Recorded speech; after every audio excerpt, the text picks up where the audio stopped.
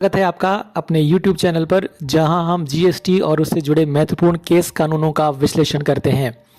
आज के इस वीडियो में हम बात करेंगे एक इम्पॉर्टेंट जजमेंट के बारे में। ये जजमेंट है Jyoti tar products private limited versus deputy commissioner state tax. ये फैसला इनपुट टैक्स क्रेडिट और retrospective cancellation of supplier registration के प्रभावों पर एक महत्वपूर्ण रोशनी डालता है। तो आइए इस केस को विस्तार से समझते हैं और जानते हैं कि इस निर्णय का जीएसटी कंप्लायंस और टैक्स पेयर के राइट्स पर क्या प्रभाव पड़ेगा, खासकर उन जेन्युइन केसेस में जहां पर रेसिपिएंट की आईटीसी डिसअलाउ कर दी जाती है सिर्फ इस बेसिस पर कि उनके सप्लायर का रजिस्ट्रेशन रेट्रोस्पेक्टिवली कैंसिल कर दिया गया है। यह मामला जीएसटी लॉ के सेक्शन 74(9) के तहत जारी एक आदेश से संबंधित है। ज्योति टायर प्रोडक्ट्स ने आईटीसी का क्लेम किया था, जिसे उनके सेलर के रजिस्ट्रेशन को रेट्रोस्पेक्टिवली कैंसिल कर दिए जाने के आधार पर खारिज कर दिया गया। इस आदेश को पिटिशनर ने कोर्ट में चुनौती दी, ये कहते हुए कि उन्होंने जीएसटी की सेक्शन 16(2) में बताई गई सभी आवश्यक शर्तों को पूरा किया है। पिटिशनर को 16 अगस्त 2023 को सेक्शन 73(5) के तहत एक pre show cause notice DRC 01A जारी किया गया। इस नोटिस में आरोप लगाया गया कि जिन सप्लायर से पिटिशनर ने सप्लाई ली थी, उनका रजिस्ट्रेशन बैक डेट से कैंसिल कर दिया गया है। पिटिशनर ने अपना जवाब प्रस्तुत किया और कहा कि उन्होंने सभी आवश्यक दस्तावेज जैसे टैक्स इनवॉइस, ई-वे बिल, काटा पर्ची, बैंक स्टेटमेंट इत्यादि जमा किए थे। हालांकि एजुडिकेटिंग अथॉरिटी ने उनके जवाब को अस्वीकार करते हुए 10 जुलाई 2024 को सेक्शन 74(9) के तहत आईटीसी डिसअलाउ करने का ऑर्डर पास कर दिया। इस केस में दो क्वेश्चन ऑफ लॉ थे। पहला, रेट्रोस्पेक्टिव कैंसिलेशन का आईटीसी दावों पर प्रभाव क्या है, एंड नंबर 2, क्या पिटिशनर ने गुड्स मूवमेंट एंड रिसीप्ट को साबित करने के लिए सफिशिएंट एविडेंस प्रस्तुत किए थे। कलकत्ता हाईकोर्ट ने पाया कि एजुडिकेटिंग अथॉरिटी ने पिटिशनर द्वारा सबमिटेड एविडेंसेस और उनके तर्कों पर समुचित विचार नहीं किया। उन्होंने सेक्शन 16(2) के तहत दी गई शर्तों को पूरा करने के सबूतों की ठीक से जांच नहीं की। रेट्रोस्पेक्टिव कैंसिलेशन के आईटीसी दावों पर प्रभाव का कानूनी और व्यवहारिक विश्लेषण भी नहीं किया गया। इस केस में कुछ महत्वपूर्ण केस लॉस को अध्ययन किया गया और उनको रेफर भी किया गया, जिसमें से प्रमुख हैं state of Maharashtra versus Suresh trading company के मामले में प्री जीएसटी एरा यानी कि 1998 में दिया गया सुप्रीम कोर्ट का एक महत्वपूर्ण जजमेंट। सुप्रीम कोर्ट ने इस मामले में स्पष्ट किया था कि यदि एक वैध लेन देन के समय सप्लायर का रजिस्ट्रेशन एक्टिव था तो बाद में उसका कैंसिलेशन बायर के राइट्स को प्रभावित नहीं कर सकता।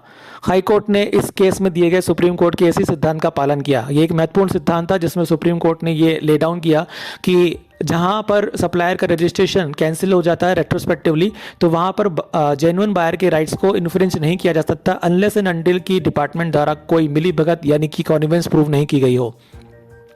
Messrs Shraddha overseas private limited versus assistant commissioner of state tax. इस मामले में कलकत्ता हाईकोर्ट ने माना था कि यदि खरीदार ने सेक्शन 16(2) की सभी शर्तें पूरी की हैं तो आईटीसी के दावे को नकारा नहीं जा सकता।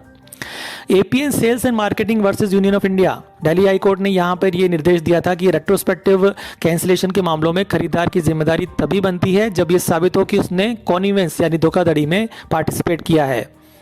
एलजीडब्ल्यू industries versus assistant commissioner of state tax, Calcutta high court ने कहा था कि जीएसटी ऑफिसर्स को निर्णय देते समय सभी साक्ष्य और कानूनों पर ध्यान देना चाहिए। हाईकोर्ट ने इन सभी फैसलों पर गौर करते हुए एजुडिकेटिंग अथॉरिटी के आदेश को रद्द कर दिया और मामले को पुनः सुनवाई के लिए भेज दिया। पिटिशनर को डायरेक्ट किया कि वे शो कॉज नोटिस के जवाब में विस्तृत सबमिशंस फाइल करें और साथ ही अथॉरिटी को आदेश दिया गया कि वे इस मामले को निष्पक्ष तरीके से सभी कानूनी और व्यवहारिक पहलुओं पर विचार करते हुए तय करें। इस केस की एक खास बात यह है कि यहाँ पर कलकत्ता हाईकोर्ट ने यह साफ कर दिया कि इस केस को वो मेरिट्स पर डिसाइड नहीं कर रहे हैं, बल्कि एजुडिकेटिंग अथॉरिटी को रिमांड बैक कर रहे हैं, क्योंकि हाईकोर्ट के ओपिनियन में एजुडिकेटिंग अथॉरिटी ने इस केस को डिसाइड करते वक्त ना तो पिटिशनर द्वारा फाइल सबमिशंस पे कोई विचार किया था, ना उसके डॉक्यूमेंट्री एविडेंस को कंसिडर किया था और ना ही इस मामले में कोई फाइंडिंग दी गई थी क्या कि रेट्रोस्पेक्टिव कैंसिलेशन ऑफ सप्लायर के केस में आईटीसी क्लेम्स पर क्या इफेक्ट पड़ता है।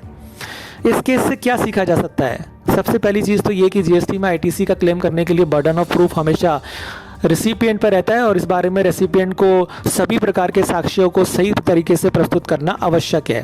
साथ ही अधिकारियों को भी खरीदार द्वारा प्रस्तुत साक्ष्यों और न्यायिक मिसालों का गहराई से विश्लेषण करना ज़रूरी है और ये मामला सिखाता है कि जीएसटी मामलों में न्यायिक फैसले जैसे करदाता के अधिकारों की रक्षा कर सकते हैं। इसके साथ ही मेरे ओपिनियन में जिन केसेस में सप्लायर का रजिस्ट्रेशन रेट्रोस्पेक्टिवली कैंसिल कर दिया जाता है, उन केसेस में रेसिपिएंट को अपने नेचुरल जस्टिस के सिद्धांतों के अनुसार अपनी एजुकेटिंग अथॉरिटी से रेट्रोस्पेक्टिव इफेक्ट से कैंसिलेशन के रीजंस और उसके संबंध में अगर कोई फाइंडिंग है तो उसके लिए ज़रूर आस्क करना चाहिए। ये ज़रूरी है ताकि प्रिंसिपल ऑफ नेचुरल जस्टिस के अंतर्गत जवाब प्रस्तुत कर सकें। तो ये था ज्योति टायर प्रोडक्ट्स केस का विस्तृत विश्लेषण। ये केस जीएसटी कंप्लायंस और टैक्स पेयर्स के अधिकार के लिए एक मील का पत्थर साबित हो सकता है।